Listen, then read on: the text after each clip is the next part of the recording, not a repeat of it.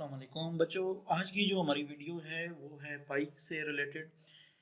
एक क्वेश्चन किया जाता है अमूमी तौर पर कि क्या पाई रेशनल नंबर है या इर्रेशनल नंबर है। तो as we know that rational number वो होते हैं जिन्हें हम p बाई क्यू की फॉर्म में लिख सकते हैं और इर्रेशनल नंबर वो होते हैं जिन्हें हम p बाई क्यू की फॉर्म में नहीं लिख सकते। ये एक छोटी सी डेफिनेशन है, इसमें मज़ीद आगे भी कुछ चीज़ें हैं, लेकिन पाई जो है उसकी जो एक हम वैल्यू यूज़ करते हैं वो करते हैं 3.14, राउंड कर लेते हैं, यानी कि 3.14 एक जनरली हम वैल्यू यूज़ करते हैं और एक 22/7 करते हैं। तो इन वैल्यूज़ के ऊपर आते हैं, लेकिन सबसे पहले आपको इस वीडियो में मैं आज ये सिखाना चाहता हूँ कि देखें 3.14 जो है, 3 तक तो बात समझ आ जाती है। ये डेसिमल 141592653 सो ऑन, ये जो नंबर चल रहा है ये क्यों चलता रहता है, जबकि जो दायरा होता है वो तो कंप्लीट हो जाता है, तो इसका एक एग्जैक्ट वैल्यू क्यों नहीं है। तो चलें इसको साबित करते हैं। देखें, अगर हम ये दायरा आपको जो नज़र आ रहा है, ये जो सरकमफेरेंस है, यानी कि यहाँ से शुरू करें तो इसको अगर हम गोल घुमाएं पेंसिल को अपनी को और फिर यहाँ पर जाकर रोक दें तो ये पूरी जो बाउंड्री इसकी सर्कल बाउंड्री होगी वो इसका सरकमफेरेंस होगी। और इसी तरह देखें, अगर हम इसमें हम इसका जो डायामीटर है वो निकालें तो डायामीटर इसका तकरीबन यहाँ से निकलेगा half of circle. As we know diameter half of the circle होता है, तो ये यहाँ पर ख़त्म हो जाएगा। तो देखो बच्चों, ये जो लाइन है ये हमारा डायमीटर हो गई। अब यही लाइन अगर हम इसको इधर कर दें, सेम, अगर आपको समझाने के लिए मैं कर रहा हूँ सिर्फ कि अगर आप इसी लाइन को घुमाएं और यहाँ पर ले जाएं तो ये सेम लेंथ होगी और ये सेम लेंथ फुल हो जाएगी दायरे के साथ, यानी कि यहाँ से लेकर यहाँ तक भी। और यही लाइन अगर हम इसको रोटेट करें और इसको हम हॉरिजेंटल ले आए तो यहाँ से यहाँ तक भी ये कंप्लीट हो रही है। तो यानी कि ये लाइन इन अदर वर्ड्स इस सर्कम को ही जाहिर कर रही है। अब इस लाइन की मेजरमेंट करते हैं। मेजरमेंट करने के लिए आप कोई भी इलास्टिक टाइप चीज़ ले लें, जैसे ये रबड़ का टुकड़ा है, इसको देखते हैं इसकी लेंथ को हम मेजर करेंगे। अगर हम इसकी लेंथ को यहाँ से मेजर करते हैं, देखें ये जो सेंटर है यहाँ से ये लेकर यहाँ तक ये लेंथ पूरी हो रही है ऑलमोस्ट। तो ये जो ऑलमोस्ट लेंथ हमारी पूरी हो रही है, यानी कि ये इतनी है जितना हमने ये अंदर खत इसका खींचा है ये डायमीटर का। अब इस को अगर हमें इसको 0.1 फर्ज कर लूँ, यहाँ से मैं शुरू करना चाहता हूँ, ये मेरा 0.1 हो गया है, ठीक है। मैं यहाँ से इसकी लेंथ शुरू करने लगा हूँ। अगर इसकी लेंथ मैं यहाँ से शुरू करूँ और इसको रखूँ यहाँ पर और इस सरकमफेरेंस को किसी तरह मैं कवर अप करने की कोशिश करूँ इस इलास्टिक के छोटे से टुकड़े से, तो देखें ये यहाँ पर आ रही है तकरीबन, इसको मैंने कवर करने की कोशिश की है तो ये यहाँ पर आ गई। अब यहाँ पर जब ये आ गई है तो इसका एक हिस्सा ख़त्म हो गया हमारे पास। तो इसको देखें, ये जो हिस्सा है हमारा, ये हमारा एक पॉइंट होगा, ये अप्रॉक्सीमेटली यहाँ पर ख़त्म हो रही है, तो यहाँ पर हम एक डॉट लगा देते हैं। ये पूरा जो इलास्टिक का टुकड़ा है इसने यहाँ से यहाँ तक सरकमफेरेंस को कवर कर लिया, तो ये पार्ट इसका 1 हो गया। एक दूसरी पार्ट की जानिब चलते हैं। जो दूसरा पॉइंट हमने इसका लगाया है, यहाँ से इसको इसकी मेजरिंग शुरू करते हैं तो हमारी तकरीबन ये ख़त्म हो जाएगी यहाँ पर आकर, ऑलमोस्ट यहाँ पर हमारी इसकी मेजरिंग ख़त्म हो रही है। तो यहाँ तक इसने सरकमफेरेंस को कवर कर लिया है। अब देखें अगली जो चीज़ है, इसको मैं जितना हो सकता है एक्यूरेट करने की कोशिश करता हूँ ताकि आपको मैं अच्छे तरीके से समझा सकूँ। ये देखें, अगर इसको मैं यहाँ पर रखूँ, ये ऑलमोस्ट यहाँ पर इसका ये पॉइंट बन रहा है। तो ये जो पॉइंट बन रहा है ये इसका सेकंड पॉइंट हो गया। यानी कि यहाँ से यहाँ तक एक पॉइंट और फिर देन यहाँ से यहाँ तक इसका दूसरा पॉइंट हो गया है। अब बढ़ते हैं अगले पॉइंट की जानिब। जो अगला पॉइंट है ना वो देखो बच्चों, इसका यहाँ से शुरू हो रहा है और सरकमफेरेंस को कवर करता हुआ ऑलमोस्ट यहाँ पर जा रहा है। तो इसको मैं यहाँ पर भी डॉटेड कर देता हूँ।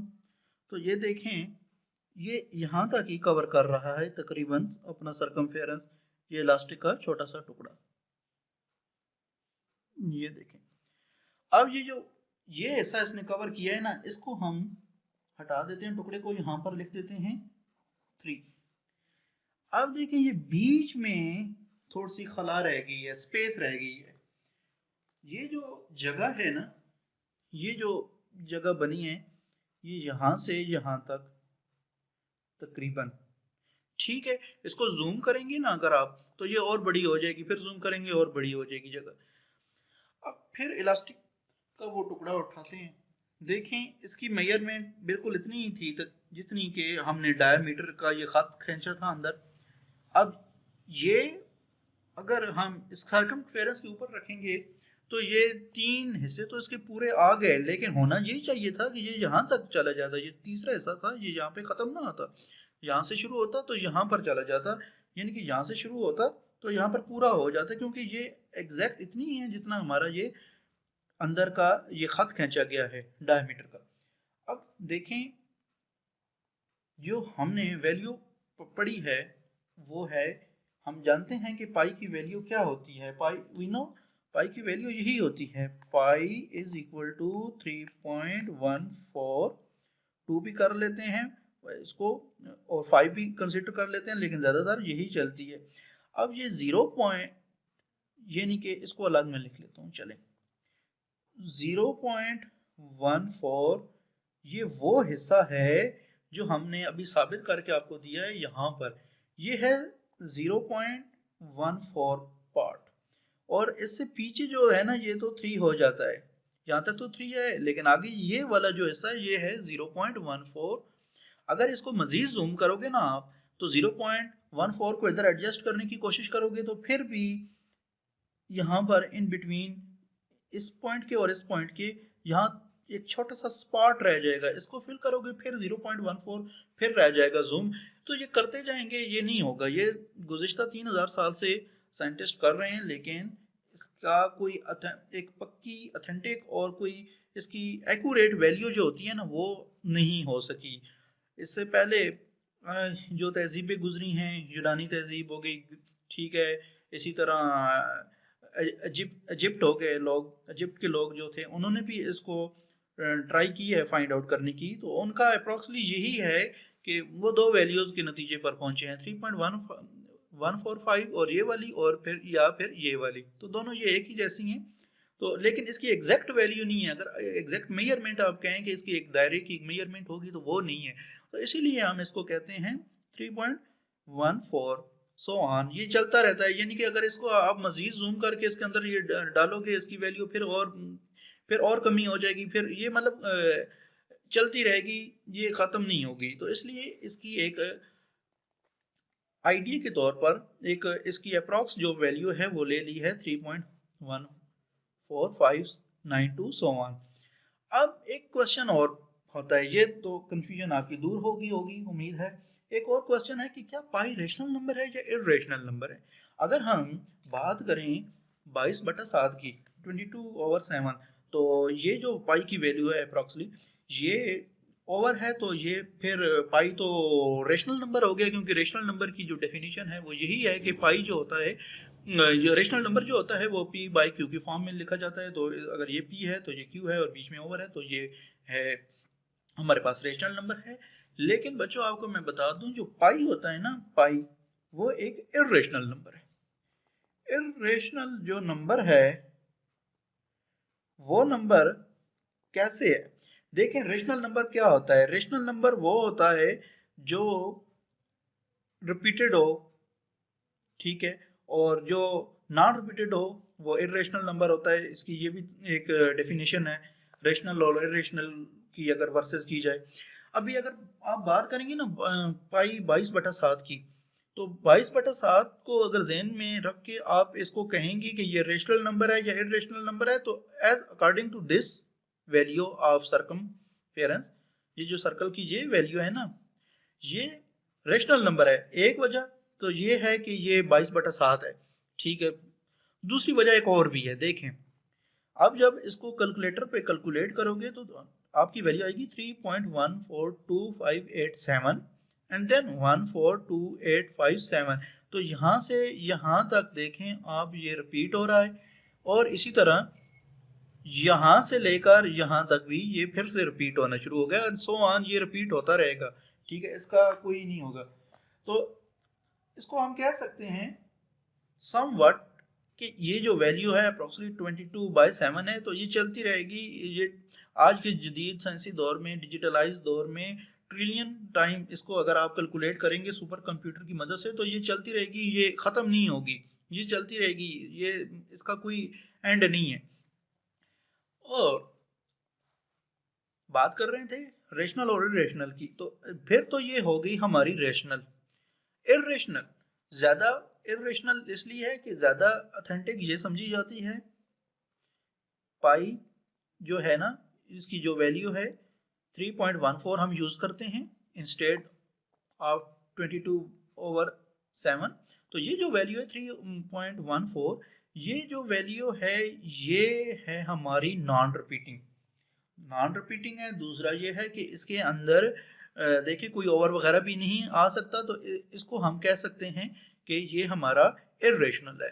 तो वीडियो बनाने का मकसद ये था कि आपको किसी तरह ये समझा सकें कि ये एक तो 3.14 जो है वैल्यू सो ऑन जो चलती रहती है, ये कैसे आती है, पॉइंट के बाद कैसे आती है, ये मैंने आपको इधर ब्रीफली साबित कर दिया है। आप खुद भी एक्सपेरिमेंट करके ये खुद भी देख सकते हैं। और दूसरी चीज़ ये है कि आपको पता होना चाहिए कि पाई एक इरेशनल नंबर है। और इरेशनल कैसे है, जब आप ये वैल्यू यूज़ करेंगे तो ये देखें, ये इसके अंदर जो है रिपीटिंग नहीं है, एक खास सेट रिपीट नहीं हो रहा। ये देखें 1 4 1 5 9 2 देन 6 5 तो है, 5 के बाद 3 आ रहा है, जहाँ पर 5 के बाद 9 आ रहा है, तो ये कोई सेट नहीं वो बन रहा है इसके।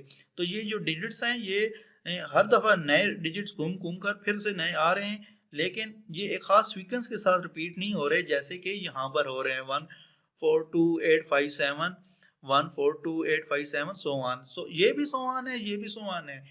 इन शॉर्ट कहने का मकसद ये है कि दोनों वैल्यूज ठीक हैं, बट इनमें अगर आप मजीद डिफरेंशिएट करना चाहते हैं कि इसमें रेशनल कौन सी है सर और इरेशनल कौन सी है, तो देखें रेशनल तो है 22/7, लेकिन इन फैक्ट अगर देखा जाए तो जो इसकी दूसरी वैल्यू है 3.14 जो इसकी ज़्यादा समझी गई है, इसकी ऑथेंटिक वैल्यू है, तो वो इरेशनल है। इरेशनल कैसे है कि एक तो ये नॉन रिपीटिंग है और दूसरी इसके अंदर ओवर नहीं लगता। तो इस वीडियो के एंड पर हम इस नतीजे पर पहुंचे हैं कि जो पाई होता है वो एक इरेशनल नंबर होता है।